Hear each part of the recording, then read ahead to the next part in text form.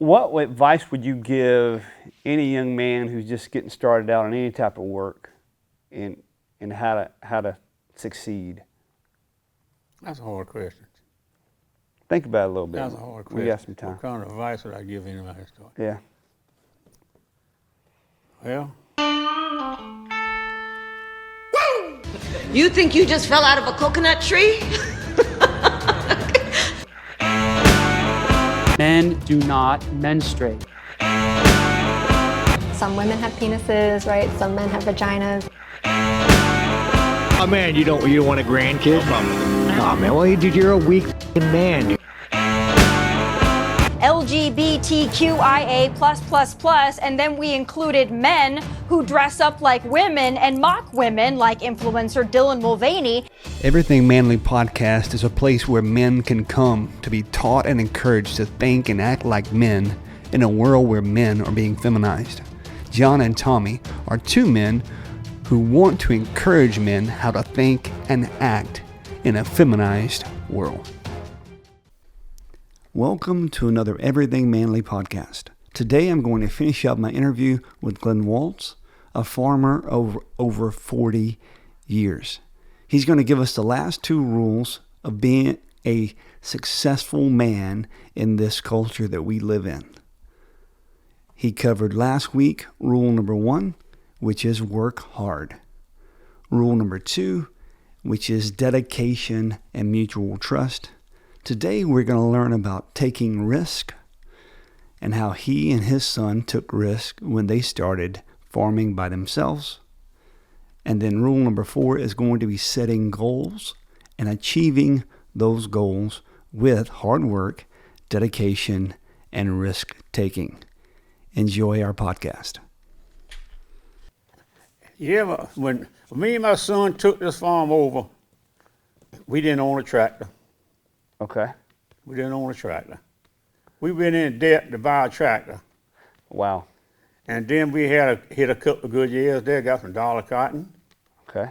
And we picked up, and then next year we bought another new tractor. And bought a good combine, better planters as the years went along. As they went along and along. And you can make money, but we had good years, we done had some bad years too. Of course. You got to look out for them bad years. Yeah. But we've been fortunate. Yeah.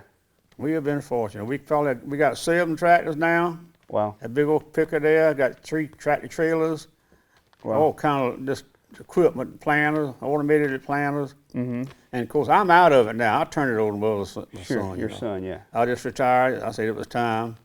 I've been retired now probably, 10, 12 years, Tammy? At least that, 10, 12 years. How long did you farm it after you took it from Luther Equipment Management and actually farmed it? How many years were you actively I think farming? I was into it about 13 years. 13 years by yourself. You and Jason and And me and Jason. yeah. But you know, I had to learn him. Yeah. My son worked with me when I worked with Luther, and he actually worked for Luther too, you know. And he learned a lot, but I took him out here, and everybody said, well, he's got the best teacher in the world right now. Yeah. They bragged. That made you feel good. Sure. And that's why I put more and more in his head. You didn't want to farm. You wanted to go do the Lord's work, so that's what you did, and that's what you needed to do. And I just put more and more into him now. Now he thinks he knows everything, so I don't tell him nothing. Well, I think that's worth talking about in one sense, that you transitioning into retirement, I mean, that's got to be hard. That can't be easy. I mean, No, that ain't easy. You have managed and you have operated and you have run a farm for 40 years, maybe more. What was that transition like for you? It was rough. It'd be like coming down here and I'd be retired, and I still want to do something, you know. Of course. I did a lot of things on the farm after I retired for about 5 or 6 years after that. But finally I slowed down, and I'd come down here and tell Jason what I thought about it, and after a while he didn't want to listen to me no more. So I said, that's good. I said, I'm out of it now completely. Yeah. And I went to doing my thing, going back with a bigger garden, chickens, just my animals, and keep cutting the grass and doing this, just keeping up the house. And well, I think what I'm hearing is some of it is farming's changed so much.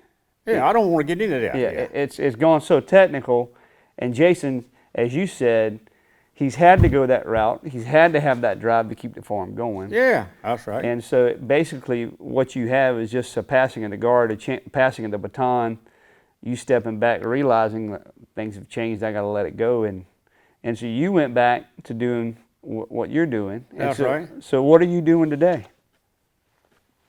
Least as I got to do right now.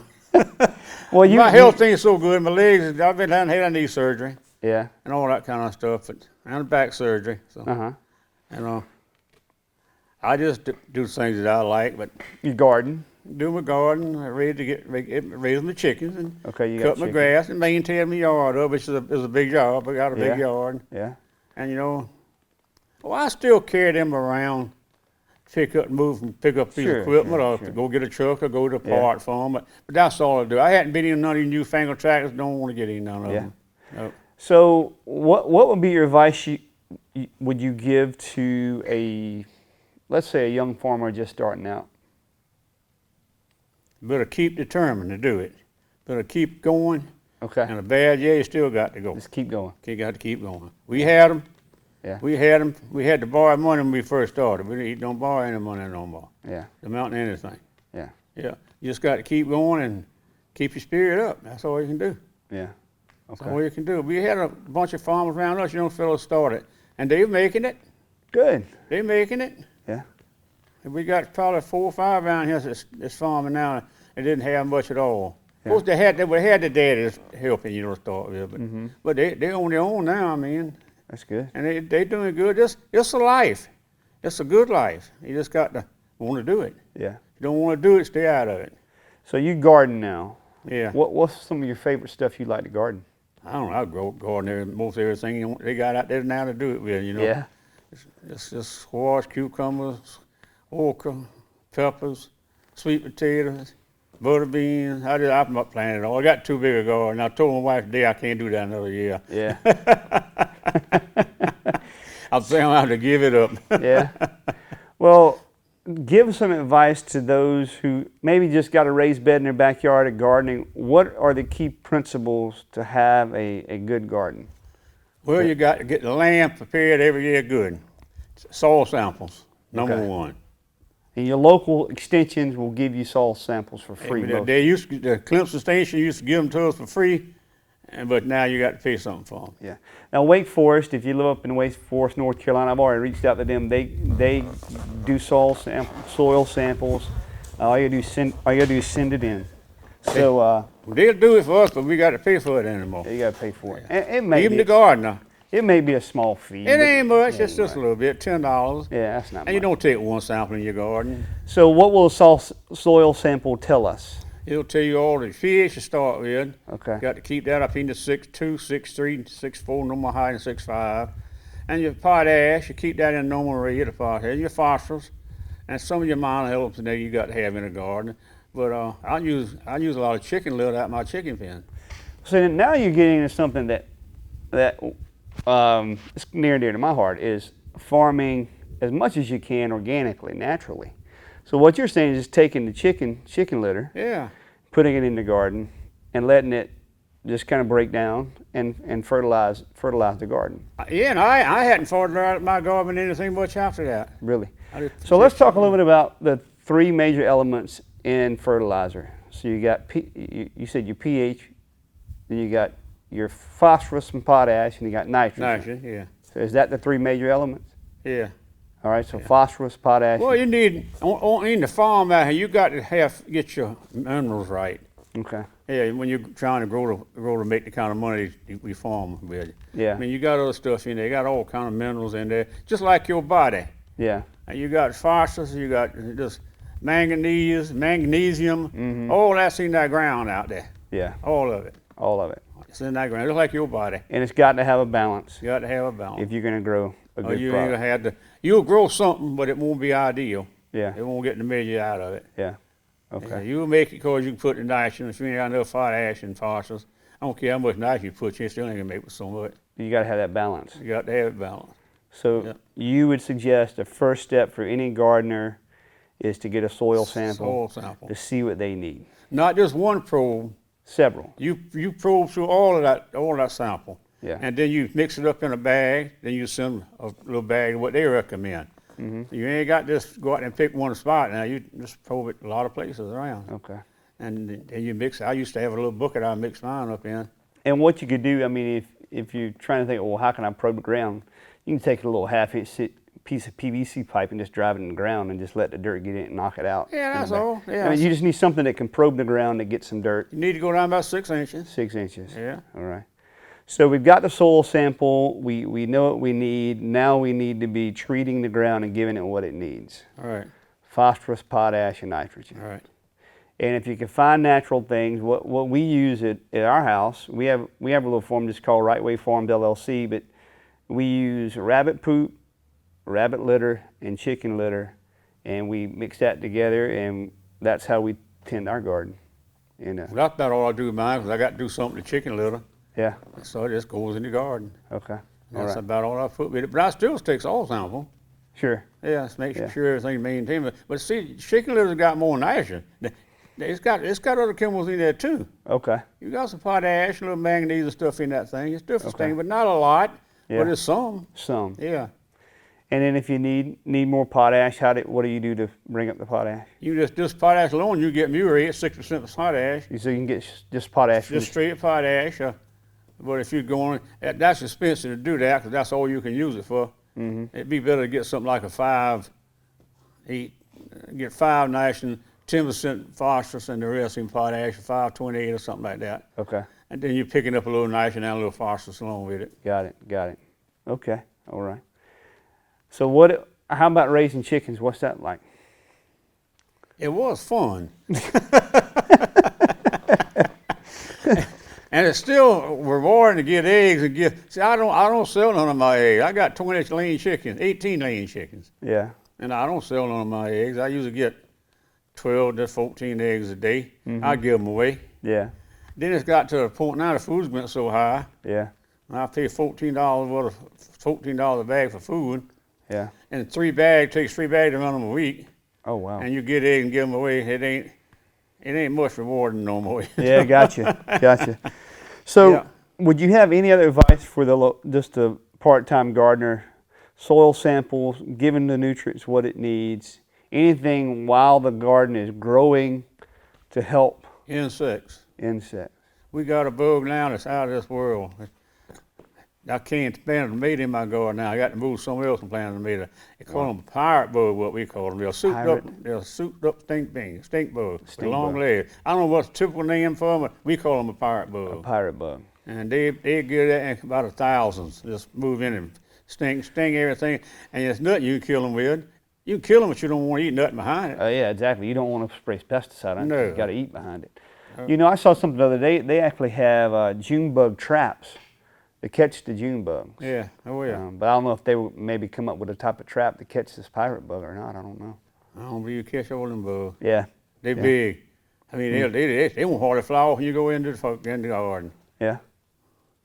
See, my okra got about over 6 foot tall, and they wouldn't even fly over. They stay above my head while breaking okra. Really? Yeah, Wow. they bad too. So, what advice would you give any young man who's just getting started out on any type of work in how to succeed?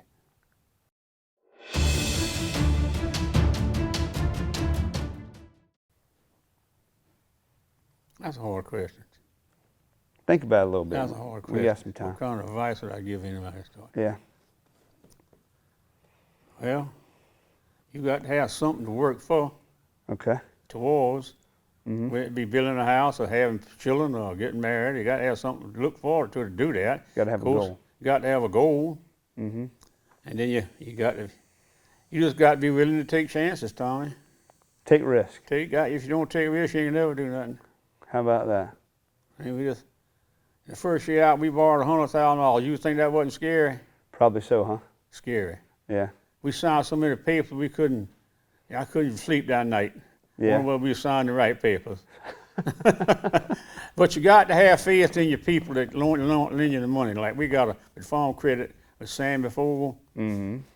He's one of the best in the country. He's got us started. Well, it comes back to this trust component, right? So the loan officer trusts that you guys aren't going to go out there and just waste their money away. You actually going to go and you're going to farm and you're going to produce so you can pay them back.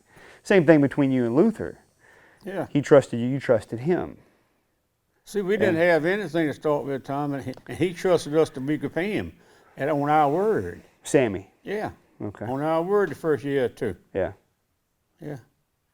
That says something. Yeah, a lot of trust. Yeah, it is. It is. Yeah, you put your money up there. I said, no, I'm not putting my money into this farm. Yeah. I said, no, we could just farm got to go on its own. You got to be willing to take that chance. If you're not wanting to have a real in anything you grab, you will do something different. Well, you know, and I think anything worth doing in life, has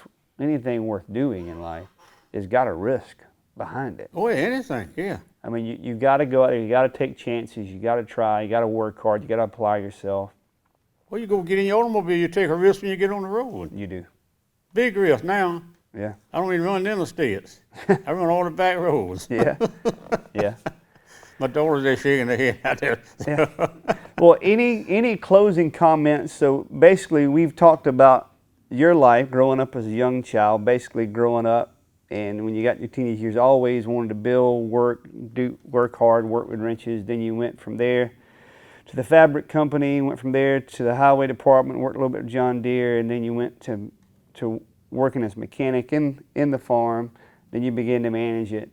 Any closing advice to any man living in the culture that we live in today that you could give him just some advice? What would you give him? Because you know the culture we live in. Down is up is down. What would be the advice you give him? Again, you got to be willing to have a risk. I just don't know what more to say about that. And you got to be willing to learn this new equipment, learn all these new ways. Mm-hmm. You got to be knowledgeable about that. And Jason, he fit right in on that. See? Yeah. Fit right in it. I never could. I never did want to do it. You just got to be able to adapt with the times. If you're going to do something now, I don't even like to look at a computer. Yeah. I still got the flip phone. I know you do. And you just got to be willing to advance yourself forward and change your life up. So I hit luck to get where I got today, you know. I mean, you know, it wasn't luck, it was determination. Yeah, determination. You got to be determined to do what you set out to do, and don't give up the first little bad thing happen. Well, and at the same time, I think with that risk, with not giving up, with being determined, brings a certain amount of freedom. Yeah. And you know that's what I enjoy doing. I mean, I love. Well, I love that's another. I didn't mention that, but that's one good thing I loved about the farm, my freedom. You did mention that. Yeah, I loved my. Yeah, I believe I did. Yeah, it was freedom.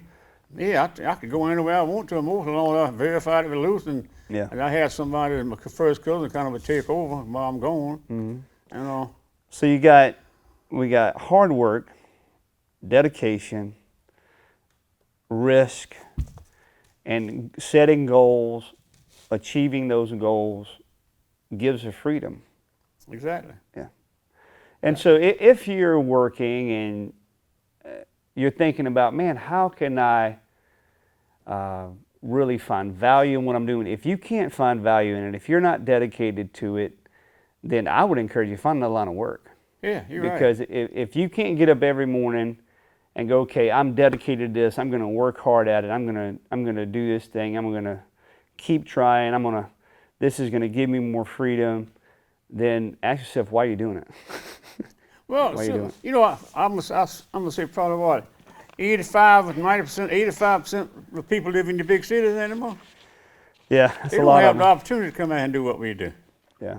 I'm fortunate of all us farmers. We're fortunate to be out to have that opportunity to come out here and do this. So what he's saying, if I hear you correctly, is it's a privilege for you to live in a small town. Exactly. It's an honor for you. You couldn't give me a house in Columbia for free. Yeah. That's for example. No big city. I wouldn't move off this hill for nothing out here. He calls Columbia a big city. I love it.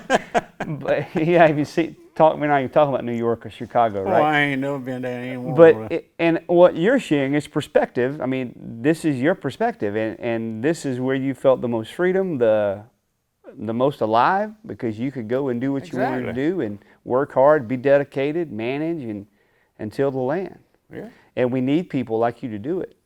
Yeah, somebody got to do it. Yeah, I'm glad there's another generation coming behind you. Yeah. But ain't something different got to change before there be many more generations coming behind us. So I'm telling you that. Really? What do you think's got to change? I don't know. Just the mindset of people that be willing to get out and do this kind of work. Yeah. Most people now want to get all the money they can, but less work they can do. That's the world.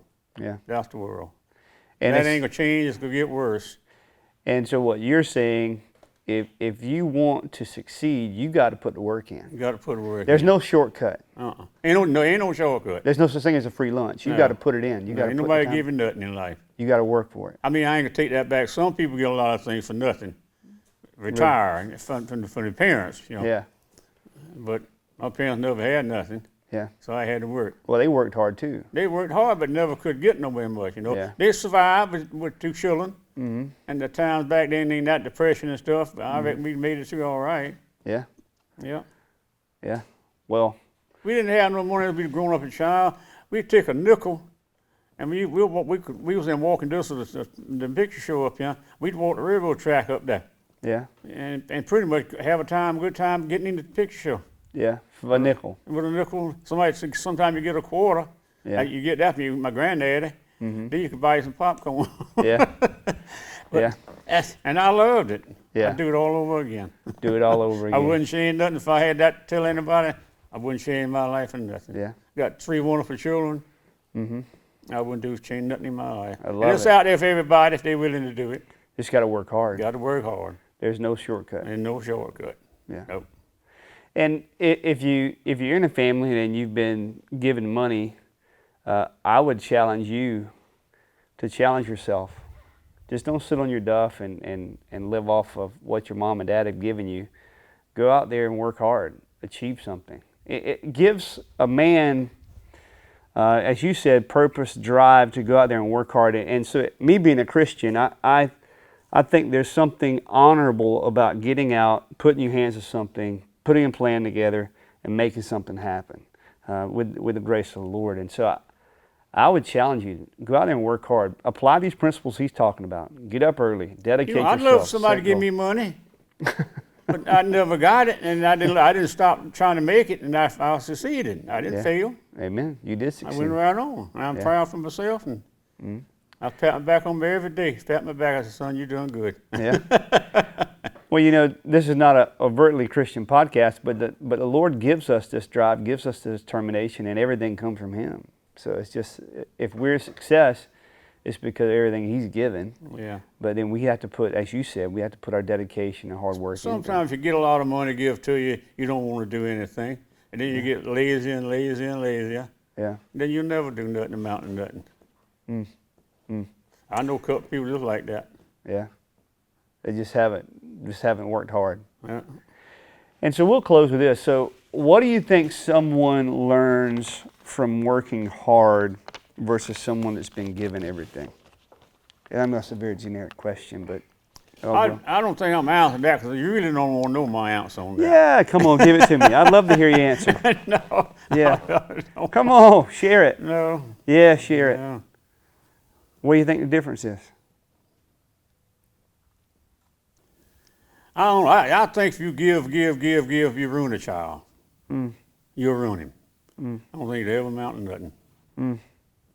It'll never amount to nothing. Unless you got enough money to take and invest and live off it like that and want to go that way of life. So investing. Yeah. And a lot of people want to do that. Yeah. But I just don't think a person giving. I know a few people get all the money they want, and they ain't worth the salt to come out and take to put on the food. Yeah. They won't do nothing. Yeah. They won't do nothing. Get everything give to them. But someone that works hard, what do you think they learn? They learn life. What's life about? Yeah. Yeah. They learn what life is about, not just what something give you all the time. Hard work, dedication, the Yeah, principles I mean, you were talking about the whole time. Ain't never had nobody give me nothing. Yeah. Granddad and dad, they'd give me a little couple of dollars to do this and that. Yeah. But I've never been left no money.